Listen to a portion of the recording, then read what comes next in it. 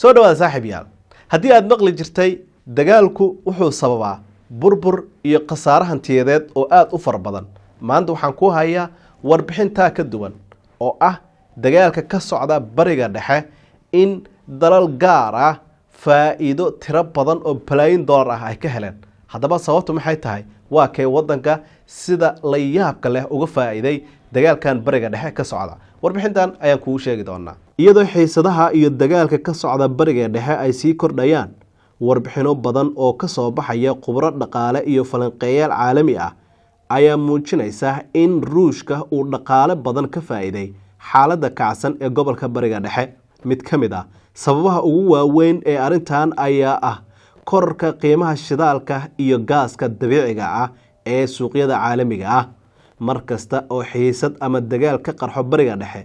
oo ah gobolka ugu weyn ee soo saara shidaalka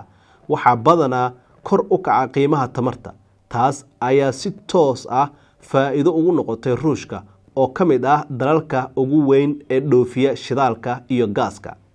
khubarada suuqyada tamarta ayaa sheegaya in markii ay kordhaan khataraha ka jira gobolka badana wadamo badan oo caalami ah ayaa bilaaba inay kordhiyaan iibsiga shidaalka iyo gaaska si ay u hubiyaan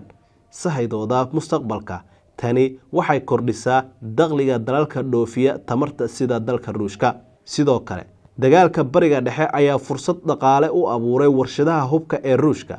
dalal badan oo gobolka ku yaala ayaa kordhiyey qarashaadka militari si ay u xoojiyaan difaacooda taas waxay keentay in dalalka qaar ay xiiseeyaan iibsashada hubka ruushka oo muddo dheer ka mid ah dalalka ugu waaweyn ee dhoofiya qalabka militariga intaa waxaa dheer falanqeeyaasha siyaasadda caalamiga ah waxay tilmaamayaan in ruushka uu mararka qaar ka faa'iidaysto xaaladaha qalalaasaha si uu saameyn siyaasadeed iyo mid dhaqaale ugu yeesho gobolka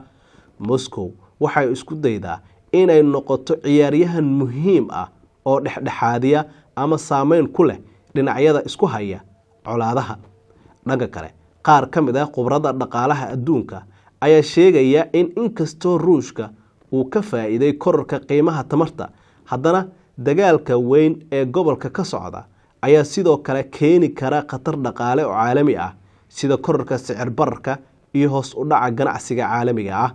si kastaba ha ahaatee marka la eego xaaladda hadda jirta falanqeeyaal badan ayaa isku raacsan in xiisadaha bariga dhexe ay si ku meel gaar ah u kordhiyeen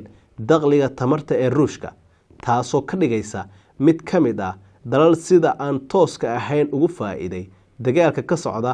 gobolka bariga dhexe adigu maxay kula tahay